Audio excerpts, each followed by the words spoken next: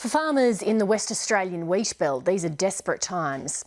A string of poor seasons combined with high costs and the booming Australian dollar have left many on the land in serious financial difficulty, struggling with hardship, depression and even suicide. As Bronwyn Herbert reports, an emergency package just announced by the West Australian Government has done little to ease distress in that state. It's seeding time at Nungarran in the eastern wheat belt, a few hours' drive east of Perth. Jez, would you go around over there and check the press wheels and make sure there's a bit of stuff coming out the air hoses, please? 2013 marks 100 years for the Shadbolt family farming at Gum Park. But this year might just be their last. I think we do our job of farming very well, and it's unfortunate that there's a lot of circumstances that have come our way that are actually going to impact on whether we're going to be able to farm for another 100 years or even another year.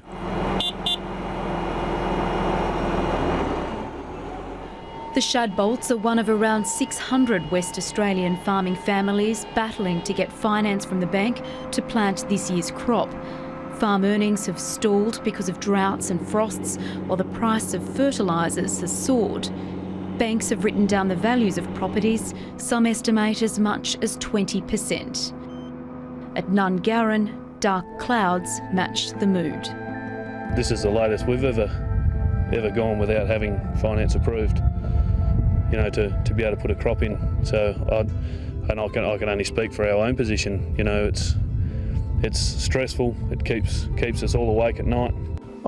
When the Premier in the press said that, you know, hopefully that it's going to rain and all the farmers' problems will be over. I think he's just missing the point. It's all to do with the high Australian dollar, isn't it? Yeah. You know, that's the bane of our life. The human cost of all this is families are going through enormous financial hardship. Currently we're dealing with about 600 clients. Now 600 farming businesses, when you think that there are about 4,500 to 5,000 farming businesses in Western Australia, we believe that we're dealing with about half those that are in pretty difficult straits. So that gives us a total of about 1,200 farmers that are really struggling, which is about 25% of the farming population. The agricultural crisis has already left a deadly mark on rural communities dotted along the wheat belt. It's a situation too close to home for Tracy Kippen. Yeah, that was Easter there as well. Her husband fell into a state of depression triggered by farming financial pressure and a deadly outbreak of fly strike on their sheep flock in 2009. Peter was just on the back of the ute, having to shoot, and he ended up with all big bruises and stuff on his shoulders. And I went out there and helped him a couple of times, and it was too distressing. And on top of that, it was time to do a budget for the year for the bank review, and he really just was not able to focus on that at all. It was all doom and gloom. Within weeks, he took his own life. Every morning, Peter and I would have a kiss goodbye after he'd had his breakfast and he was ready to go.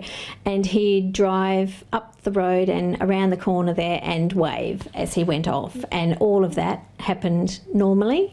Then I was actually shopping in at the Co-op in Katanning, and the phone rang and it was my son saying, "Mum, you have to come home now."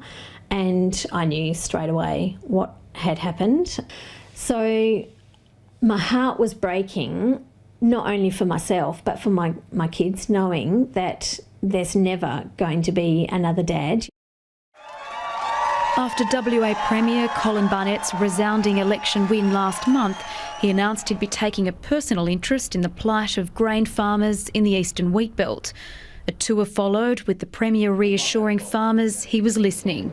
This was the critical year. If they didn't get a good year this year, then mayhem might break out now.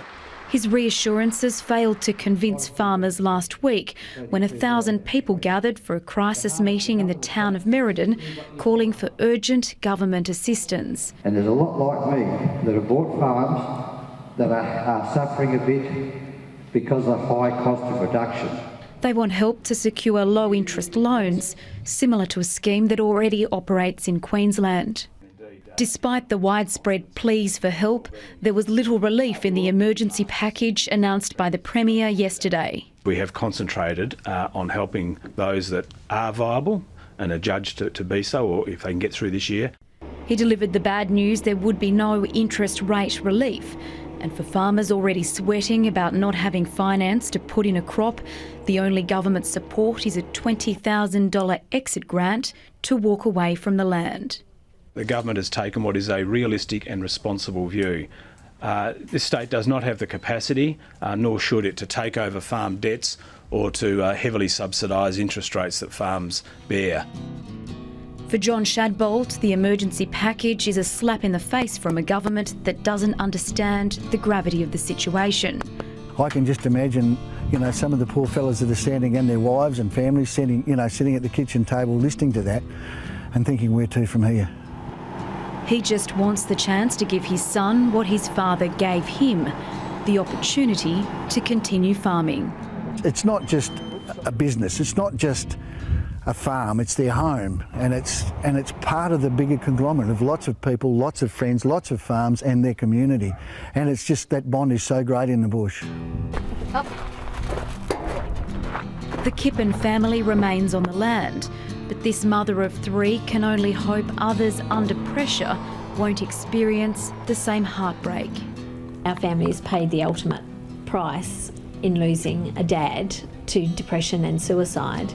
And my heart just goes out to those people up there, and I really hope that women can get in behind their husbands and their sons and their brothers and support and encourage them, because it's just devastating to a whole community.